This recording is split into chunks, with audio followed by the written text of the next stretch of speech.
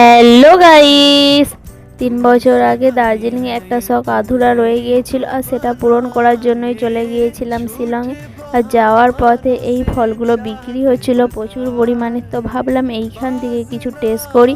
তো একটা ছিল খাট্টা আর একটা ছিল মিঠা। আর দেখুন ফলগুলো টেস্ট করতে করতে কিন্তু আমাদের গাড়িও চলে আসছে।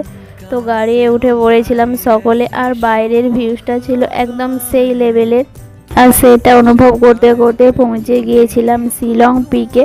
3 বছর আগে যখন দার্জিলিং বেড়াতে গিয়েছিলাম তখন ভাবছিলাম সেইখানে ফেমাস এই রকম পোশাকগুলো ট্রাই করব, কিন্তু আমার ক্যামেরাম্যান বলে যে কে পড়েছে তার কোনো ঠিক নেই, চল এইখানে পড়তে হবে না। তারপর ফোনে এসে ইনস্টাগ্রামে, ইউটিউবে, ফেসবুকে চারিদিকে দেখছিলাম সেই ড্রেসগুলো, তো ভাবছিলাম একবার পরে নিলে ভালোই হতো।